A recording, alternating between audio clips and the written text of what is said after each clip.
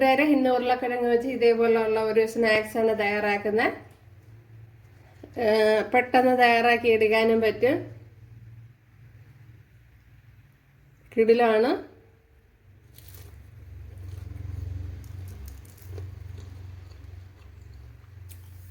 അപ്പോൾ ഇതെങ്ങനെയാണ് തയ്യാറാക്കണമെന്ന് നോക്കാം. അതിനോടൊപ്പം ഒരു സോസ് കൂടെ തയ്യാറാക്കുന്നുണ്ട്. അപ്പോൾ വീഡിയോയിലേക്ക് പോകാം. ഹായ് കൂട്ടുകാരെ, സെലം പ്ലസിലേക്ക് സ്വാഗതം. ഇന്ന് ഇത്രയും ഉരുളക്കിഴങ്ങ് എടുത്തിട്ടുണ്ട്. ഇതേപോലെ 2 വലിയ ഉരുളക്കിഴങ്ങും 2 ചെറിയ ഉരുളക്കിഴങ്ങാണ് എടുത്തിരിക്കുന്നത്. ഏകദേശം 1/2 കിലോ വരും. ഇത് വെച്ചുള്ള ഒരു റെസിപ്പി നോക്കാം. വീഡിയോയിലേക്ക് പോകാം. ഇത് ഇഡ്ഡലി തട്ടാണ്. അതിലേക്ക് കുറച്ച് വെള്ളം വെച്ച് കൊടുത്തിട്ടുണ്ട്.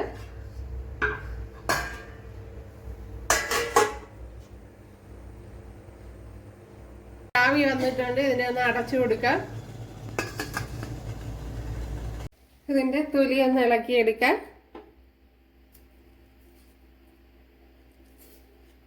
അപ്പോൾ നല്ലതുപോലെ തണുത്തിട്ടില്ല.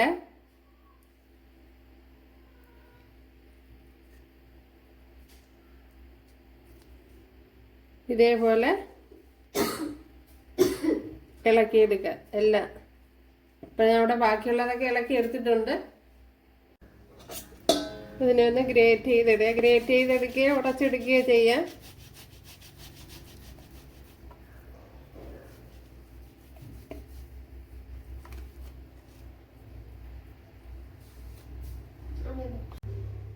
ഇതിലേക്ക് ചെറിയൊരു സവാള, ചെറിയൊരു പച്ചമുളക് അത്രയും ചേർത്ത് കൊടുക്കുക.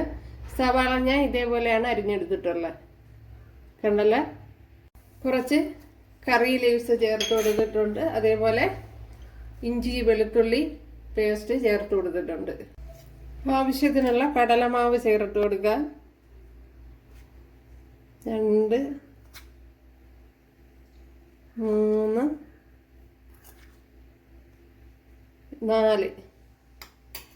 4 ടേബിൾ സ്പൂണാണ് ചേർത്ത് കൊടുത്തിട്ടുള്ളത്. അതുപോലെ കുമിച്ചെടുത്തിട്ടുണ്ട്.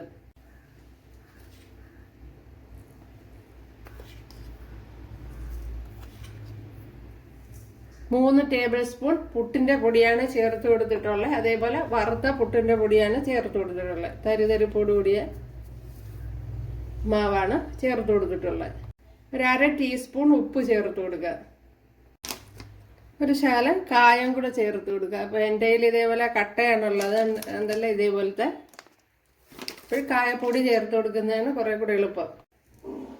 ഇതിലേക്ക് കുറച്ച് മല്ലിയില ചേർത്ത് കൊടുക്കുക. ഇത് നാടൻ മല്ലിയിലയാണ്. 1 ടേബിൾ സ്പൂൺ മല്ലിപ്പൊടി ചേർത്ത് കൊടുത്തിട്ടുണ്ട്.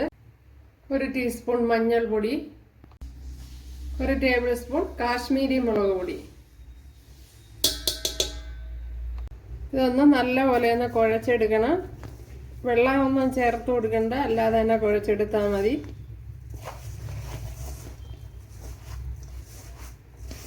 വെള്ളം ആവശ്യമാണെങ്കിൽ മാത്രം ചേർത്ത് കൊടുത്താൽ മതി.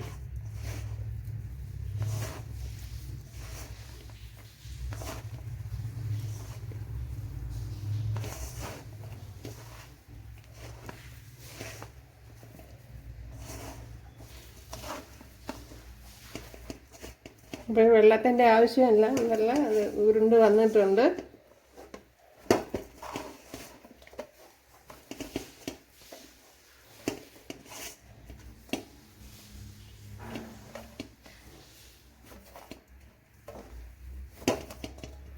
ഇനി നല്ല പോലെ ഒന്ന് കുഴച്ചെടുക്കണം. ഇനി ഇതിനെ ഒന്ന് ഉരുട്ടിയെടുക്കുക. ഇതേപോലെ ഓരോ ഉരുളകളെടുക്കുക. ഇപ്പോൾ കയ്യിലൊട്ടി പിടിക്കണതിന് ശേഷം ഓയിലോ എല്ലാം തേച്ച് കൊടുത്താൽ മതി.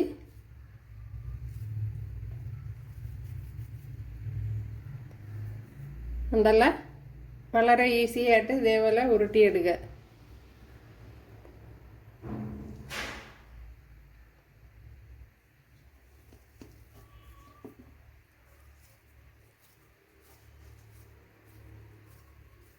ഇതും അതേപോലെ തന്നെ.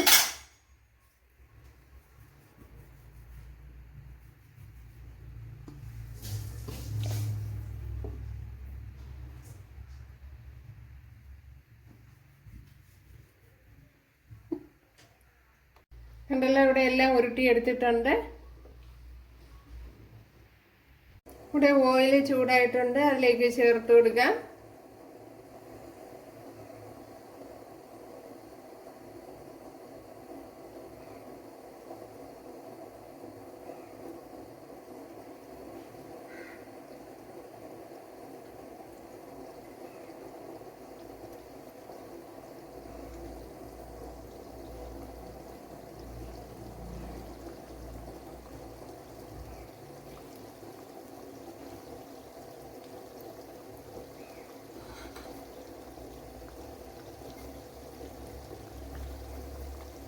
ഇവിടെ ഇപ്പോൾ മൂത്ത് വന്നിട്ടുണ്ട്, ഉണ്ടല്ലേ.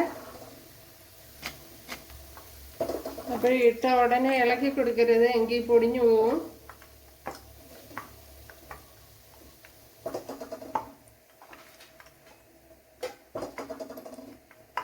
ഇനി അടുത്ത സ്റ്റെപ്പ് കൂടെ പറക്കിയിട്ട് കൊടുക്കുക.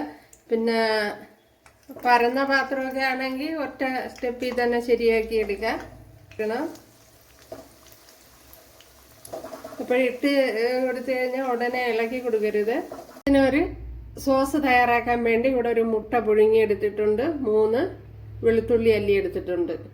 അതേപോലെ ഇതിലേക്ക് ഒരു 3 പാളി ചീസ് ചേർത്ത് കൊടുക്കുക. അപ്പോൾ ഇതേപോലത്തെയാണ് എടുത്തിരിക്കുന്നത്, ഇതേപോലത്തെ ചീസാണ് എടുത്തിരിക്കുന്നത്, ഉണ്ടല്ലോ.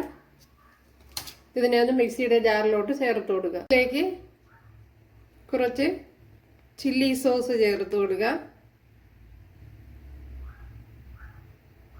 അപ്പോൾ 1 ടേബിൾ സ്പൂൺ ചേർത്ത് കൊടുത്തിട്ടുണ്ട്. ഇതിലേക്ക് കുറച്ച് ഉപ്പുകൂടി ചേർത്ത് കൊടുക്കുക. വളരെ കുറച്ച് മതി, കാരണം ചീസിൽ ഉപ്പുണ്ട്. ഇതിലേക്ക് ഇനി ഓയിൽ കൂടി ചേർത്ത് കൊടുക്കുക. അപ്പോഴും പാം ഓയിലാണ് ചേർത്ത് കൊടുക്കാറുള്ള, ഒരു 2 ടേബിൾ സ്പൂൺ ചേർത്ത് കൊടുക്കുക.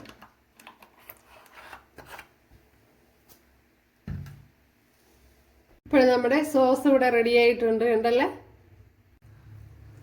ഇപ്പോഴും നമ്മുടെ സ്നാക്സ് ഒന്ന് കഴിച്ചു നോക്കാം.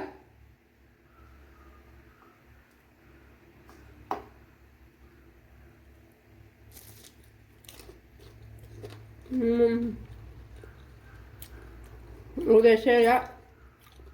ഇപ്പോൾ കണ്ടല്ലേ നമ്മുടെ സ്നാക്സ്. ഇപ്പോൾ കൂട്ടുകാരെല്ലാവരും ചെയ്ത് നോക്കുക.